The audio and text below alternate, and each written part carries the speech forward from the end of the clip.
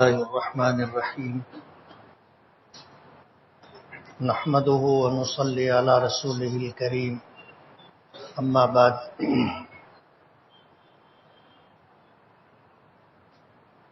فأعوذ بالله من الشيطان الرجيم واعتصموا بحبل الله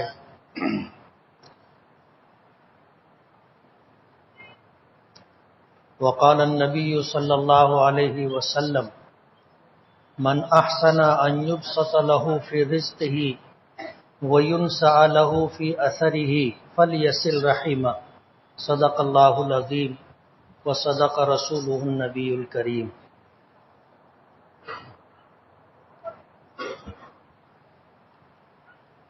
بزرگان محترم اور عزیز دوستو،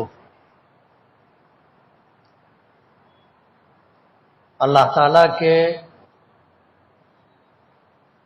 حقوق کے ساتھ ساتھ انسانوں پر بندوں کے بھی حقوق ہوتے ہیں۔ انہی حقوق کے تعلق سے کئی ہفتوں سے سلسلہ وار گفتگو چل رہی ہے، جن میں میاں بیوی کے حقوق، والدین کے حقوق، اولاد کے حقوق، اسی طرح اور بھی رشتہ داریاں۔ اللہ تعالیٰ کا ارشاد ہے وَاذْكُرُوا نِعْمَةَ اللَّهِ عَلَيْكُمْ اِذْ كُنْتُمْ أَعْدَاءً فَأَلَّفَ بَيْنَ قُلُوبِكُمْ فَأَصْبَحْتُمْ بِنِعْمَتِهِ إِخْوَانًا، کہ اللہ تعالیٰ کی نعمتوں میں سے اس نعمت کو یاد کرو جو اللہ تعالیٰ نے تم پر کی ہے، نازل فرمائی ہے، جب تم آپس میں ایک دوسرے کے شدید دشمن تھے، اللہ نے تمہارے دلوں میں الفت اور محبت پیدا فرمائی، پس تم آپس میں بھائی بھائی جیسے ہو گئے۔ ماں باپ کے رشتوں کے بعد اگر کوئی رشتہ آتا ہے جو پیار اور محبت سے گندھا ہوا ہو تو وہ رشتہ بھائی کا ہوتا ہے۔ آج سماج اور معاشرے کے اندر وہ قدریں باقی نہیں رہی جن قدروں کے پیش نظر رشتوں کو استحکام ملتا ہے، اور جن قدروں کے پیش نظر رشتوں سے ایک دوسرے کو تحفظ، بقا اور ایک دوسرے کے حقوق کی ادائیگی ہوتی ہے، یہ چیز معاشرے سے ختم ہو گئی۔ یہی وجہ ہے کہ آج ہمیں رشتوں کا وہ احساس نہیں رہا۔ بھائی کا رشتہ اللہ تعالیٰ کی نعمتوں میں سے ایک بڑی نعمت ہے، جس کا تذکرہ اللہ پاک نے قرآن کریم میں ارشاد فرمایا یاد کرو وَاذْكُرُوا نِعْمَةَ اللَّهِ عَلَيْكُمْ، اللہ تعالیٰ کی نعمتوں میں سے اس نعمت کو یاد کرو جو اللہ نے تم پر نازل فرمائی ہے۔ جب تم آپس میں ایک دوسرے کے جانی دشمن تھے، اللہ نے دلوں میں محبت پیدا فرما دی تو تم بھائی بھائی جیسے ہو گئے۔ مفسرین نے لکھا ہے کہ بھائی کا یہ لفظ ایک ایسا لفظ ہے کہ آدمی اگر کسی سے خونی رشتہ نہ ہو، نسبی تعلق نہ ہو، تو بھی ایک بھائی سے جو ہمدردی اور ایک بھائی سے جو خیرخواہی ملتی ہے، کسی اجنبی آدمی سے اگر وہ حاصل کرنا ہو تو آدمی اس کو بھی بھائی کہتا ہے۔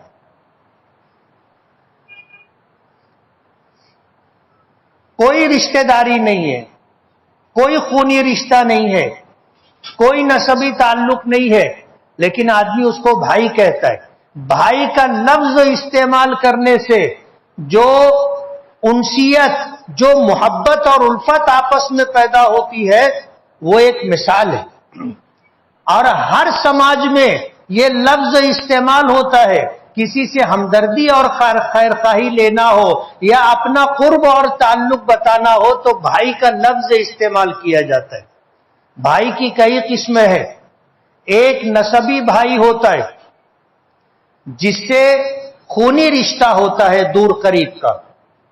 بھائی میں ایک سگا بھائی ہوتا ہے، دونوں ماں باپ ایک ہوں تو سگا بھائی ہوتا ہے، باپ ایک ہو تو باپ شریک بھائی ہوتا ہے جسے علاقی بھائی کہتے ہیں، ماں ایک ہو باپ دو ہو تو پھر وہ ماں شریک بھائی کہلاتا ہے، جس کو عربی زبان میں اخیافی بھائی کہتے ہیں، یہ نسبی رشتہ ہے۔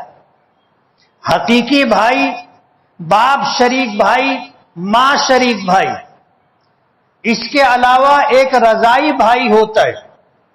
رضائی بھائی اسے کہتے ہیں کہ دو اجنبی الگ الگ خاندانوں کے بچے تھے، لیکن انہوں نے کسی دودھ پینے کے زمانے میں، جو 2 سال کا عرصہ ہوتا ہے بچپن کا، اس زمانے میں کسی ایک عورت کا دودھ پیا ہو، چاہے دودھ پینے کا زمانہ ایک نہ ہو، آگے پیچھے ہو، یہ دودھ شریک بھائی کہلاتے ہیں۔ عربی میں اسے رضائی بھائی کہا جاتا ہے۔ نبی کریم صلی اللہ علیہ وسلم کا کوئی بھائی نہیں تھا، کوئی بہن نہیں تھی۔ حضرت عبداللہ آپ کے والد ماجد کا نکاح ہوا، اللہ تعالیٰ کے فیصلے کے مطابق اللہ نے نبی کریم صلی اللہ علیہ وسلم کو اس دنیا میں بھیجنے کا فیصلہ فرمایا۔ حضرت آمنہ کے پیٹ میں ہمارے آقا کا وجود ہوا اور ان کے والد حالت سفر میں تھے اور انتقال کر گئے۔ اس لیے آپ کا نہ کوئی سگا بھائی بہن، نہ کوئی باپ شریک بھائی بہن، نہ کوئی ماں شریک بھائی بہن، حضور کے نہ کوئی رشتے میں بھائی تھے اور نہ رشتے میں بہن تھی، آپ اکیلے تھے۔ لیکن آپ نے زمانے رضاعت میں قبیلے بنو سعد کی ایک خاتون حلیمہ سعدیہ کا دودھ پیا تھا، اور حلیمہ سعدیہ قبیلے بنو سعد کی رہنے والی تھی۔ اللہ نے ان کو صاحب اولاد بنایا تھا، ان کو بیٹے بھی تھے اور بیٹیاں بھی تھی۔ وہ حضور کے دودھ شریک بھائی بہن تھے، جنہیں رضائی بھائی بہن کہا جاتا ہے۔ نبی کریم صلی اللہ علیہ وسلم ایک غزوے میں تھے، جہاد میں تھے۔ جن لوگوں سے مقابلہ تھا، اس جنگ کے اندر جو لوگ گرفتار ہوئے یا جو لوگ اس جنگ کے زمانے میں آپ سے ملاقات کے لیے آئے، اس میں آپ کی دودھ شریک بہن حضرت شیمہ رضی اللہ تعالی عنہ تھی۔ شیمہ، بڑی شین یا میم الف اور حمزہ، شیمہ، وہ حضور سے ملاقات کے لیے آئی۔ لوگوں نے روکا، حضور کے پاس جانے سے ان کو روکا، اس لیے کہ حضور کی حفاظت اور حضور کے مقام و مرتبے کا پاس و لحاظ کرتے ہوئے کوئی بے ادبی، بے احترامی، بے عزتی کا معاملہ نہ ہو۔ صحابہ کرام آس پاس رہا کرتے تھے۔ نبی کریم صلی اللہ علیہ وسلم جب مدینے میں تھے تو آپ کے در دولت اور مکانات کو صحابہ کرام حفاظت کے پیش نظر رات بھر جاگا کرتے تھے اور پہرا دیا کرتے تھے۔ لیکن جب اللہ پاک کی طرف سے آپ کی حفاظت کی ذمہ داری لے لی گئی تو حضور نے پھر صحابہ کرام کو منع کر دیا کہ اب اللہ نے میری حفاظت کی ذمہ داری لے لی ہے۔ لیکن صحابہ کرام پھر بھی آپ کا قرب تلاش کیا کرتے تھے کہ آپ سے قریب رہنے کا موقع ملے۔ حضرت شیمہ اپنے قبیلے کی خاتونوں کے ساتھ، عورتوں کے ساتھ ملنے کے لیے آئی۔ صحابہ کرام نے روکا تو حضرت شیمہ نے کہا کہ میں تمہارے نبی کی دودھ شریک بہن ہوں، رضائی بہن ہوں، میں ملنا چاہتی ہوں۔ صحابہ کرام میں سے کسی نے آ کر نبی کریم صلی اللہ علیہ وسلم کو اس بات کی خبر دی۔ جب حضور نے یہ لفظ سنا تو تاریخ میں آتا ہے، سیرت کی کتابوں میں ملتا ہے کہ حضور بے چین ہو گئے اور بے اختیار اٹھے، آپ لپک کر کے گئے اور حضرت شیمہ رضی اللہ تعالی عنہا کا استقبال کیا، اور ان کا استقبال کرنے کے بعد ان کو لا کر کے اپنی چادر جو حضور کے جسم پر تھی آپ نے اسے بچھایا، اور پھر حضرت شیمہ رضی اللہ تعالی عنہا کو اس پر بٹھایا. بچپن میں ساتھ رہے تھے، بچپن میں ساتھ کھیلے تھے، بچپن میں ساتھ میں بکریاں چرائی تھی. حضور اور حضرت شیمہ دونوں ساتھ میں بکری چرانے کے لیے جایا کرتے تھے. شق صدر کا جو واقعہ ایک مرتبہ پہلی مرتبہ پیش آیا تھا وہ حضرت شیمہ رضی اللہ تعالی عنہا اور ان کے ایک دودھ شریک بھائی تھے ان کی موجودگی میں ہوا تھا. شق صدر نبی کریم صلی اللہ علیہ وسلم کے سینے مبارک کو چاک کیا گیا تھا اور قلب مبارک کو نکالا گیا تھا اور اس میں ایک خون کا جمع ہوا حصہ تھا، اسے نکال کر کے ایمان و یقین اور نور سے بھر دیا گیا تھا. یہ واقعہ ان بچوں نے دیکھا تھا جو حلیمہ سعدیہ رضی اللہ تعالی عنہا کے بچے تھے اور حضور کے ساتھ تھے، جنگل میں بکریاں چرانے گئے تھے. وہ گھبرا کر بھاگتے ہوئے گھر آئے اور آ کر کے اپنے ماں باپ کو خبر دی کہ بھائی کے ساتھ ایسا ہو گیا ہے. تو حضرت حلیمہ سعدیہ اور ان کے شوہر حارث وہ بے اختیار پہنچے تھے، اس لیے کہ وہ ان کے پاس عبد المطلب کے پوتے اور حضرت آمنہ کے بیٹے کی شکل میں حضور امانت کے طور پر تھے. گھبرا گئے وہ لوگ، فوراً پہنچے تو دیکھا کہ حضور کا رنگ بدلا ہوا تھا، حضور خوف کی حالت میں تھے. اور پھر انہوں نے پوچھا تو نبی کریم صلی اللہ علیہ وسلم نے جو کچھ ہوا تھا وہ بتایا. یہی وہ موقع تھا کہ حلیمہ سعدیہ اور ان کے شوہر گھبرا گئے کہ اب جو کچھ ہوا ہے یہ تو بالکل انہونی بات ہے. حضور کو واپس لا کر کے مکہ مکرمہ حضرت آمنہ کے سپرد کیا،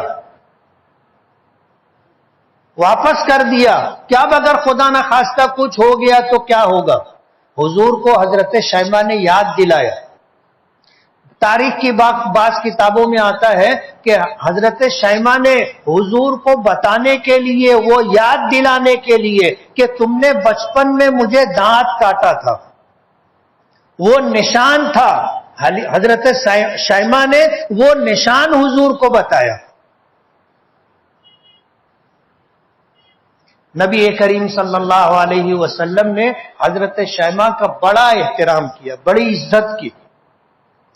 اور پھر حضرت شیمہ رضی اللہ تعالی عنہ کو کپڑے اور کچھ غلہ، کھانے پینے کی چیزیں، یہ سب کچھ 2 چادروں میں الگ الگ باندھ کر کے انہیں دی اور ان کو پھر رخصت کیا.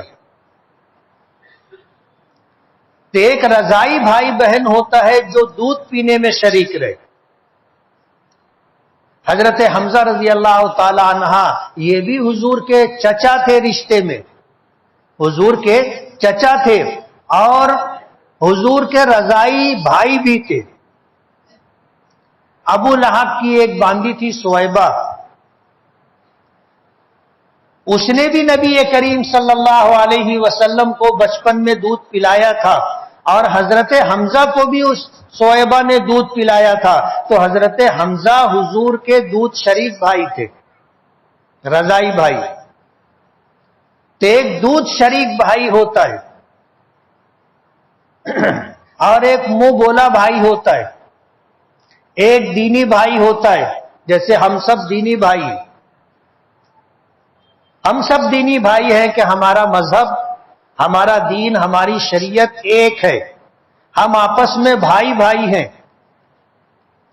اسی طرح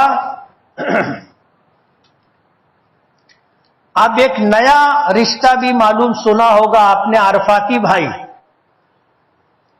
اب بڑی اہمیت دی جاتی ہے، دینا چاہیے، بری بات نہیں ہے، لیکن سگے بھائی کے مقابلے میں، باپ شریک ماں شریک بھائی بہن کے مقابلے میں اس رشتے کو زیادہ اہمیت دی جاتی ہے. اس لیے اس لفظ کے سننے پر، اس جملے کے سننے پر آپ لوگوں کے چہرے پہ بھی مسکراہٹ آ گئی کہ یہ بھی ایک بھائی ہے. کہنا یہ ہے کہ ماں باپ کے بعد وہ رشتہ جو پیار اور محبت میں گندھا ہوا ہوتا ہے وہ بھائی کا رشتہ ہے. اور بھائی سے بھائی کو طاقت ملتی ہے، حوصلہ ملتا ہے، ہمت ملتی ہے، اور بھائی کے بھی حقوق ہیں جو ہماری شریعت نے بیان کیے۔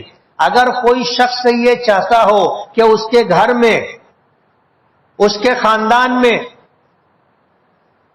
اس کے گھر میں، اس کے خاندان میں خیر و برکت ہو، اس کے رزق میں وسعت ہو، اس کے مال میں زیادتی ہو،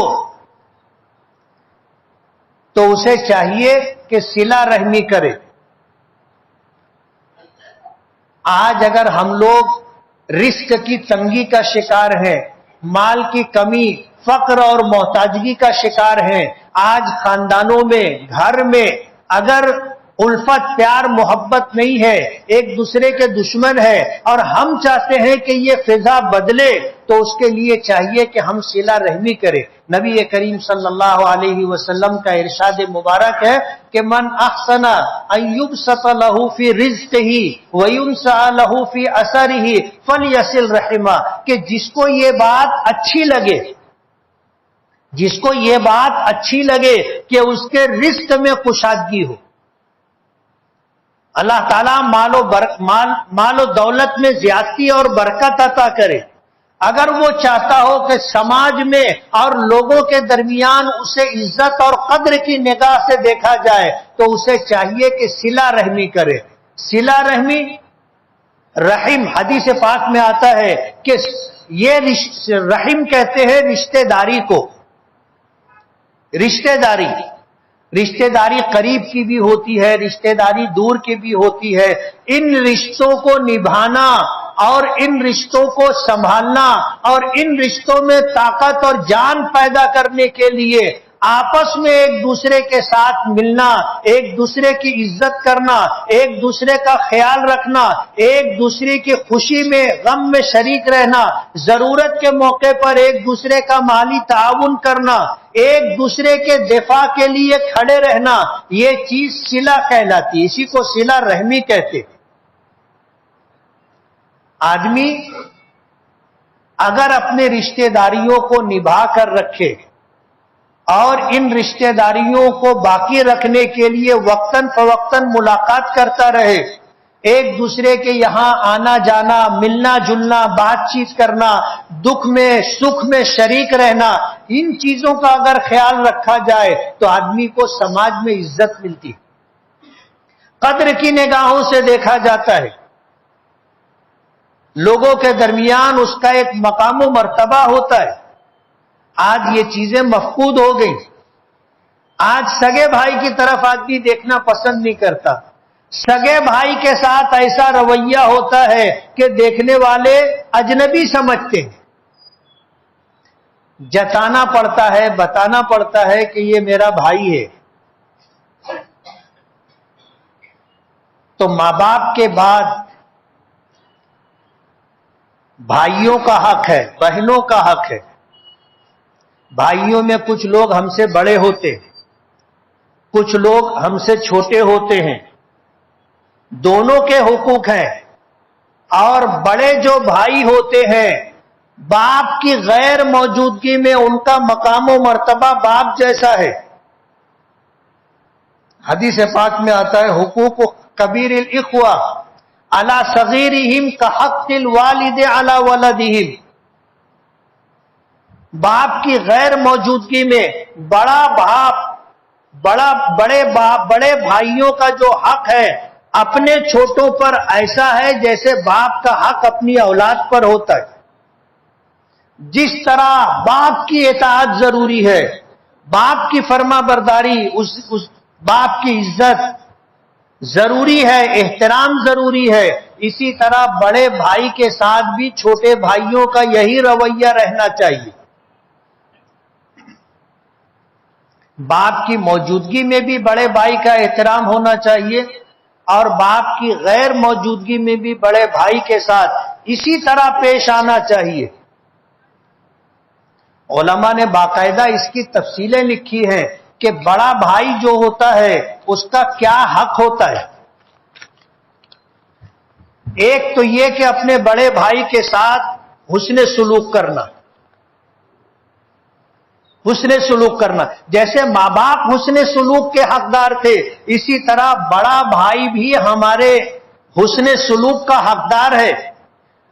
اور جس طرح ماں باپ کے ساتھ اللہ کا حکم ہے کہ وَخْفِضْ لَهُمَا جَنَاحَ الذُّلِّ، کہ اپنے ماں باپ کے لیے اپنے بازوؤں کو نرم کر کے رکھے، اسی طرح اپنے بڑے بھائی کے لیے بھی نرمی کے ساتھ پیش آنا. اور جس طرح ماں باپ کے لیے دعا کا حکم ہے کہ رب ارحمہما کما ربیانی صغیرا، میرے ماں باپ کے ساتھ اسی طرح اے اللہ، اے میرے پروردگار رحم کا معاملہ فرما جس طرح بچپن میں انہوں نے ہم پر رحم کیا تھا، مہربانی کی تھی. اپنے بڑے بھائی کے لیے بھی دعا کا حکم ہے. اگر بھائیوں کے درمیان کوئی غلط فہمی ہو جائے، اپنے بھائی سے کوئی غلطی، کوئی قصور، کوئی کوتاہی ہو جائے، تو حتی الامکان چشم پوشی کرنا، اس کو اجاگر کرنا، لوگوں کے درمیان اس کو پھیلانا، اور پھر اس کو لے کر کے تانا دینا اور بھائی کا مقام و مرتبہ گرانے کے لیے اس طرح کے جملے کہہ کر کے اس کو اذیت اور تکلیف پہنچانا منع ہے. بھائی کے ساتھ چشم پوشی اور درگزر سے کام لینا، باہمی رابطہ، تعلق کو مضبوط رکھنا. بہت دنوں تک آدمی نہ ملے تو لوگوں کو غلط فہمی پیدا ہو جاتی ہے کہ کوئی بات ہوئی ہوگی. ایسا نہیں ہونا چاہیے. وقتاً فوقتاً جا کر کے ملنا، معاملات صاف ستھرا رکھنا. لین دین کے معاملات ہوتے ہیں اور لین دین کے معاملات کرنے سے باہمی محبت پیدا ہوتی ہے. ناراضگی، اختلاف اور دوری اس وقت پیدا ہوتی ہے کہ جب آدمی مالی معاملات میں لین دین کے اندر کوتاہی کرتا ہے کہ آپ نے لے تو لیا، اب دینے کا، واپس دینے کا نام ہی نہیں لیتے، واپس دینے کا نام ہی نہیں لیتے. اس کی وجہ سے پھر ناراضگی ہوتی ہے اور دوری پیدا ہوتی ہے. اگر لیا گیا ہے تو کوشش کر کے وعدے کے مطابق وقت پر ادا کر دینا چاہیے. حدیث کہتے ہیں کہ القرض مقراض المحبہ، کہ قرض محبت کی کینچی ہے. یعنی محبت کو قرض لینا دینا محبت کو کاٹ دیتا ہے، دوری پیدا کر دیتا ہے. لیکن تجربے کار لوگوں نے یہ بات کہی ہے کہ اگر آپ نے قرض لیا اور وقت پر ادا کر دیا تو اس سے آپس کے تعلقات کو اور زیادہ مضبوطی اور استحکام ملتا ہے، اور اس کے بعد ضرورت کے موقع پر اس سے بڑی رقم تم کو ادھار مل جائے گی. اگر آپ نے پہلے چھوٹی رقم لی تھی اور وقت پر آپ نے شکریہ کے ساتھ ادا کر دیا اور احسان مند رہے، پھر اگر خدا نہ خواستہ آپ کو ضرورت پڑی تو اس سے بڑی رقم تم کو قرض کے طور پر مل جائے گی. لیکن وقت پر ادائیگی ضروری ہے، اور وقت پر ادائیگی نہ ہونے کی وجہ سے تعلقات خراب ہوتے ہیں. تو اپنے بھائیوں کے ساتھ معاملات صاف ستھرا رکھنا. والدین کی غیر موجودگی میں بڑے بھائیوں کو باپ جیسا مقام و مرتبہ دینا، اور حتی الامکان اس بات کی کوشش کرنا کہ بڑے بھائی کی اطاعت کی جائے، فرما برداری کی جائے، جائز معاملات میں اس کی بات کو اولیت دی جائے. اپنی طرف سے اگر کوئی غلطی ہو گئی، کوئی کوتاہی ہو گئی تو بڑھ کر کے معافی مانگ لینا. معاملہ پینڈنگ نہیں رکھنا چاہیے.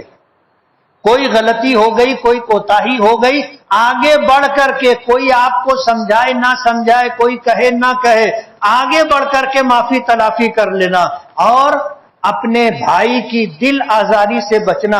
ایسا کوئی کام نہیں کرنا چاہیے جس سے بھائیوں کا دل دکھے. حتی الامکان اس بات سے بچنے کی کوشش کرنا. جو چھوٹے بھائی ہوتے ہیں ان کے بھی حقوق ہوتے ہیں. والدین ہیں یا نہیں ہیں، اگر اللہ نے آپ کو استحکام عطا کیا ہے، مالی اعتبار سے آپ کو نوازا ہے، مضبوطی عطا کی ہے، اور والدین اب نہیں ہیں، تو اپنے چھوٹے بھائیوں کی تعلیم، تربیت، ان کی پرورش کی فکر کرنا، یہ بڑے بھائی پر حق ہے. چھوٹے بھائیوں کی ضروریات زندگی کو پورا کرنا، ظاہر بات ہے اگر ماں باپ ہوتے تو وہ کرتے، اب ماں باپ نہیں ہے تو بڑے بھائی پر حق ہے کہ اپنے چھوٹے بھائی کی ضروریات کا تکفل کرے۔ والدین اگر ہیں تو والدین کی موجودگی میں چھوٹے بھائیوں کے ساتھ شفقت اور محبت کے ساتھ پیش آنا، اپنی سرپرستی کا احساس رہے ایسا ان کے ساتھ معاملہ کرنا۔ غیبت ہے، جھوٹ ہے، چغلی ہے، حسد ہے، ان چیزوں سے بچنا۔ اگر چھوٹے بھائیوں سے کوئی غلطی اور خطا ہو جائے تو ان کو معاف کر دینا، ان کے ساتھ نرمی کا برتاؤ کرنا، ان کے ساتھ خیرخواہی کا معاملہ کرنا۔ مالی اعتبار سے اگر وہ کمزور ہیں اور اللہ نے ہم کو نوازا ہے تو ان کا مالی تعاون کرنا۔ اگر انہوں نے ہمارے پاس بڑا بھائی سمجھ کر کے کوئی چیز امانت کے طور پر رکھی ہے تو اس کی حتی الامکان حفاظت کرنا، اپنے چھوٹے بھائیوں کا خیال رکھنا، ان کی دیکھ بھال کرنا، وقتاً فوقتاً ان سے ملاقات کرتے رہنا، یہ وہ چیزیں ہیں جو ہماری شریعت نے ہمیں عطا کی۔ کسی شریعت کے اندر یہ تفصیل آپ کو نہیں ملے گی کہ بڑے بھائی ہوں تو ان کے کیا حقوق ہیں، چھوٹے بھائی ہیں تو ان کے کیا حقوق ہیں۔ اللہ تعالیٰ نے یہ رشتہ داریاں جو بنائی ہیں، ان رشتہ داریوں میں اللہ نے بڑی خیر و برکت رکھی۔ حضور کا ارشاد مبارک جسے میں نے بتایا پھر دہراؤں گا کہ اگر کوئی شخص یہ چاہے کہ اس کے گھر میں خاندان میں خیر و برکت ہو، اگر اس کا دل یہ چاہے کہ اس کی محتاجگی اور فقر اور مالی تنگی کو اللہ وسعت میں بدل دے، اس کے مال میں زیادتی ہو، خیر و برکت ہو، تو اسے چاہیے کہ صلہ رحمی کرے۔ اور صلہ رحمی کے سب سے زیادہ حقدار سب سے قریب رہنے والے لوگ، سب سے قریب رہنے والے۔ آدمی عرفاتی بھائی کو تو شادی میں جا کر کے بلاتا ہے، سگے بھائی لوگوں کو دعوت نامہ بھیج دیتا، جبکہ حق سگے بھائیوں کا ہے، باپ شریک بھائیوں کا ہے، ماں شریک بھائیوں کا ہے، اور بھائی پھر چچا زاد بھائی ہے، پھوپھی زاد بھائی ہے، خالہ زاد بھائی ہے۔ یہ جو رشتہ داریاں ہیں، آپ کو ان رشتہ داریوں کا احساس اس وقت ہوگا کہ جب کبھی آپ کھڑے ہو اور آپ کے ساتھ یہ لوگ آ کر کے کھڑے ہو جائیں تو جو دلی تقویت ملتی ہے اور آدمی کو اس بات کا احساس ہوتا ہے کہ میرا کوئی ہے، اچھے برے وقت میں کوئی میرے ساتھ کھڑا ہے، یہ احساس جب آپ کو ہوگا تو آپ کو پتا چلے گا کہ یہ رشتہ داریاں کیا ہے۔ لیکن ہوگا یہ اس وقت جب تالی دو ہاتھ سے بجے گی۔ اگر ہم بڑے بھائی ہیں تو چھوٹے بھائیوں کا حق ادا کرنا ضروری ہے، اور اگر ہم رشتے میں چھوٹے بھائی ہیں تو بڑے بھائیوں کا حق ادا کرنا ضروری ہے۔ جب بڑا بھائی اور چھوٹا بھائی دونوں اپنی ذمہ داری پوری کریں گے اور ایک دوسرے کا حق ادا کرنے کی جدوجہد اور کوشش میں لگے رہیں گے تو انشاءاللہ آپ کو پتا چلے گا کہ بھائی کیا ہوتا ہے۔ ماں باپ کے بعد اس رشتے میں اللہ نے اتنی جان رکھی ہے کہ لوگ یہ لفظ استعمال کرتے ہیں کہ میں تو آپ کو بھائی مانتا ہوں، آپ میرے لیے بھائی کی طرح ہے، یعنی حوالہ دیا جاتا ہے، رشتہ بنایا جاتا ہے، جس کی وجہ سے آدمی ہمدردی حاصل کرے، مصیبت کے وقت میں کسی کی مدد لینا چاہے تو یہ لفظ استعمال کرتا ہے۔ تو اس کا بڑا حق ہے اور بڑے فوائد ہیں، اور یہ حضور کا ارشاد مبارک ہے۔ آپ کی اور میری بات جانے دیجیے، گھر میں، خاندان میں، مال میں خیر و برکت کے لیے رشتے ناتوں کو باقی رکھنا، ان کا پاس و لحاظ کرنا بڑی خیر و برکت کا سبب ہے۔ اگر حضور نے یہ فرمایا کہ اگر کسی کو یہ بات اچھی لگے کہ اللہ اس کے گھر میں، اس کے خاندان میں، اس کے مال میں وسعت اور مال میں زیادتی عطا فرمائے، نیک نامی اور عزت کا مقام دے، تو اسے چاہیے کہ اپنے رشتہ داروں کے ساتھ صلہ رحمی کرے۔ وظیفہ 2 نمبر پر ہے، دعا 2 نمبر پر ہے، آپ کا عمل 1 نمبر پر ہے۔ آپ عمل کریں تو آپ دیکھو گے کہ اس میں کتنی خیر و برکت ہے۔ حضور کا ارشاد علی الراس والعین، سر آنکھوں پر حضور کا ارشاد مبارک، حضور نے جو فرمایا ہے اپنی جگہ بالکل برحق ہے اور اپنی جگہ بالکل فٹ ہے۔ آزما کر آپ دیکھ لیں، انشاءاللہ آپ کو نقصان نہیں ہوگا، فائدہ ہی ہوگا۔ اپنے رشتہ داروں سے وقتاً فوقتاً ملاقات کرنا۔ پہلے ہم اپنے بڑوں کو دیکھا کرتے تھے کہ وہ باقاعدہ اہتمام کے ساتھ ملاقات کے لیے جاتے تھے، آج یہ بات نہیں رہی۔ آج تو ایسا ہے کہ بس کہیں ملاقات ہو گئی تو ہو گئی، ورنہ ہم لوگ اب ان چیزوں کو بھول گئے۔ اپنے رشتہ داروں کے یہاں وقتاً فوقتاً ملاقات کے لیے جانا چاہیے۔ آپ ان کے گھر جاؤ گے، وہ آپ کو اپنے گھر جب آتا ہوا دیکھیں گے، آپ کو دیکھیں گے آپ ملاقات کے لیے آئے، ایک دل میں ایک جذبہ پیدا ہوتا ہے۔ اس لیے کریں گے نا ملاقات کا عمل اپنی زندگی، ان چیزوں کو اپنانا چاہیے۔ گھڑی 2 گھڑی آپ گزر رہے ہیں، گھر پر رک گئے، آواز دے دی، انہوں نے اندر بلایا چلے گئے، بٹھایا بیٹھ گئے، انہوں نے پانی پیش کیا آپ نے قبول کر لیا، چائے پلائی چائے آپ نے پی لی، نہ بھی پی تو آپ نے اگر خیر خیریت پوچھ لی کہ سب ٹھیک ہے نا، بچے کیسے ہیں، بہو کیسی ہے اور یہ کیسے ہے، بس آدمی اتنے کا ہی بھوکا ہوتا ہے۔ کھانا تو سب اپنے گھر کھاتے، اللہ جو دیتا ہے سب کھاتے، کوئی کسی کا نہیں کھاتا، سب اپنا کھاتے، لیکن کسی کے یہاں آنے جانے سے جو تعلقات کو استحکام اور مضبوطی ملتی ہے اس کی الگ بات ہے۔ اس لیے آج سماج اور معاشرے میں اس کی ضرورت ہے، اس کو اپنایا جائے۔ چھوٹا بھائی بڑے بھائی کا حق ادا کرے، بڑا بھائی چھوٹے بھائی کا حق ادا کرے، تو آپ دیکھو گے کہ پیار و محبت کا جو ماحول بنے گا وہ ایک الگ ہی چیز ہوگی۔ اللہ تعالی ہمیں عمل کی توفیق عطا فرمائے۔ وآخر دعوانا ان الحمد للہ رب العالمین۔ جن